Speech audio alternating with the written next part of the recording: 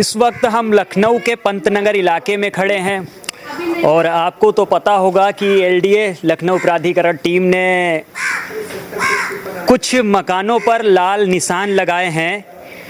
जब से ये लाल निशान लगाए हैं तो इन घरों के लोगों में एक आक्रोश भी देखने को मिल रहा है और मायूसी भी छाई हुई है। आप देख सकते होंगे कि गली में दरवाजे पे लोग खड़े हैं और यहाँ के लोगों ने अपने दरवाजे पर मकान की रजिस्ट्री लगा रखी है।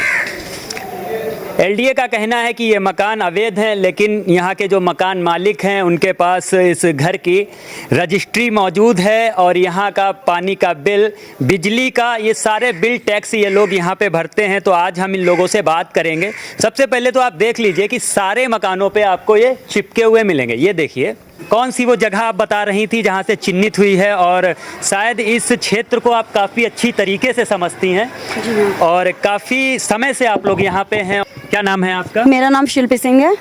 तो शिल्पी जी, कौन सी वो जगह है, कहाँ से आप बताना चाहती थी? ये देखिए, ये है आपका बंधा हाईवे, नेशनल हाईवे जो आज से 7 साल पहले बना है। ये कुकरेल नाला हुआ करता था, यहाँ एक पतला बंधा हुआ करता था।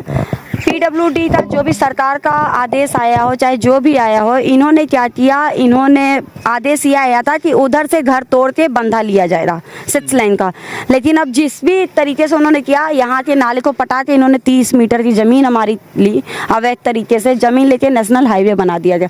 ये सरकार का प्रोजेक्ट है, देख रहे हैं ना, ये सरकार का प्रोजेक्ट है। हाईवे जो है सरकार का प्रोजेक्ट है, जमीन हमारे नाले की है, हमारे नाले पे हाईवे बनाया गया है। तो इसको वैध बता रहे क्योंकि ये सरकारी प्रोजेक्ट है, समझ रहे हैं आप?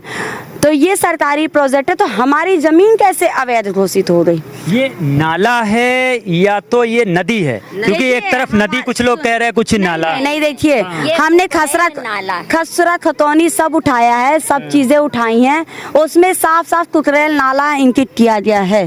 कुकरेल नाला रजिस्ट्री में है, हमारे सारे डॉक्यूमेंट्स में कुकरेल नाला है। और दूसरी चीज, ये नहरीय योजना नहीं है, हमारे सभी रजिस्ट्रियों में आवासीय आवंटन, आवासीय आवंटन। बहुत ज्यादा परेशान हो चुके हैं, लोगों के अंदर भय आ चुका है, लोग डर चुके हैं, लोग खाना नहीं खा रहे हैं। आधे से अधिक लोगों को हार्ट अटैक पड़ चुके हैं, यहाँ पे कुछ लोग बीमार हो गए हैं। जैसे यही अभी हॉस्पिटल से अपना सारा सब कुछ करवा के आई है, दवा पे चल रही। यहाँ लोगों की भूख प्यास तक मिट चुकी हुई है। क्या आप सरकार से अब आप लोग क्या मांग करते हैं? जैसे मान लीजिए कल के दिन वो अवैध घोषित कर देते हैं, क्या मांग करेंगे? मैं गवर्नमेंट से इतना बस कहना चाहती हूँ कि ये बीजेपी सपोर्टर सोसाइटी है, यहाँ पे ज़्यादातर बीजेपी को वोट मिला हुआ है।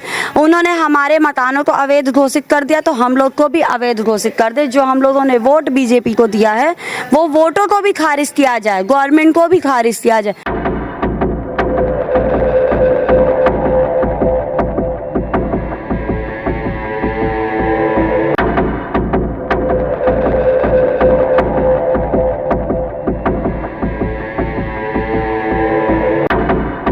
तब कब तक कुछ ऐसा बता के खाली कराइए या क्या? केवल निशान लगा के जा रहे हैं, ना हम लोग को नोटिस दी है, ना कुछ बताया है कि क्या करना है क्या नहीं करना है। अचानक से अगर वो कुछ कहते हैं, कुछ करते हैं, तो हम लोग क्या करेंगे?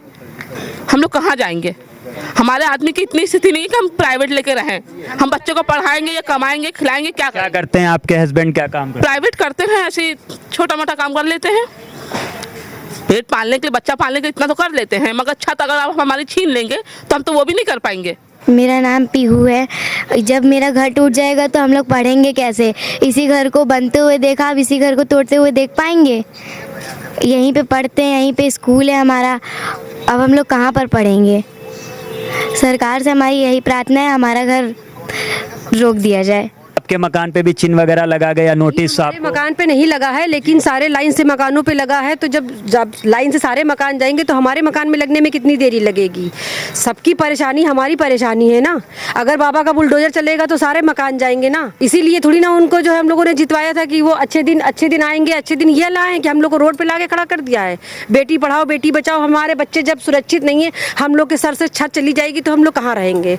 ये हमारी देवरानी है, हमारे जो है देवर अभी एक्सपायर हो गए हैं। अच्छा। आप बताइए, इनकी उम्र देखिए, एक छोटा बेटा है, हम लोगों का तो आशियाना ही छीना जा रहा है, हम लोग कहाँ जाएंगे? सरकार से बस हमारी यही निवेदन है कि हम लोगों के मकान को छोड़ दिया जाए, जितने भी इधर मकान है जो उनकी अवैध ज़मीन पड़ी है उस पर अपनी कार्रवाई वो करें और हम लोगों का घर मकान छोड़ दिया जाए, बस यही हमें कहना है। एलडीए की टीम आई थी यहाँ पे? हाँ आई थी, केवल निशान लगा के चली गई, कुछ बोली नहीं हम लोगों से। अच्छा, हाँ ये नहीं बोला कि आपका मकान खाली कीजिए या लोगों ने विरोध किया तो कहने लगे अभी आपको बहुत टाइम दिया जाएगा, आप ऊपर जाके अपनी बात रख सकते हैं। अच्छा, हाँ कोई अभी डेट वगैरह नहीं दी? कोई डेट हमारे पास नहीं आई। कल हमारे मोहल्ले से कुछ लेडीज बीसी ऑफिस भी गई थी, एलडीए ऑफिस, उन्होंने कह दिया ये ज़मीन खेती की है, आपकी ज़मीन रहेगी, मकान गिराया जाएगा, ज़मीन आपके नाम ही रहेगी, ऐसा कह के उन्होंने वापस कर दिया। मैं अभी उनको बुला सकती हूँ जिनसे उन्होंने ये बात कही थी। अच्छा, हाँ वो बगल में ही है हमारे। उनसे भी हम बात करेंगे।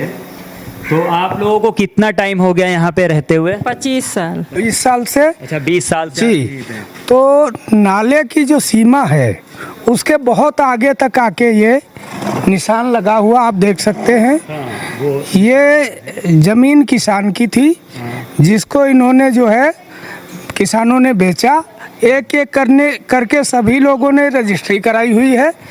कोई अगर अवैध था तो उसी समय इनको रोका जाता कि आप लोग ज़मीन ना लें।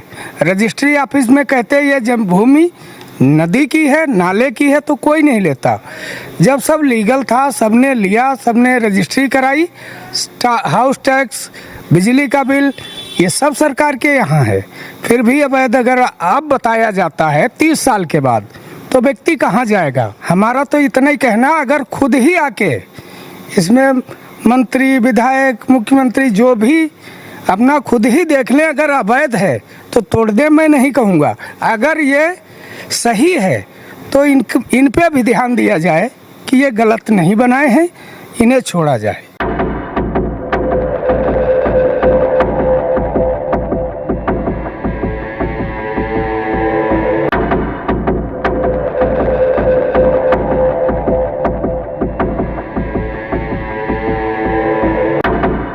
कि यहाँ ये अवैध मकान नहीं है।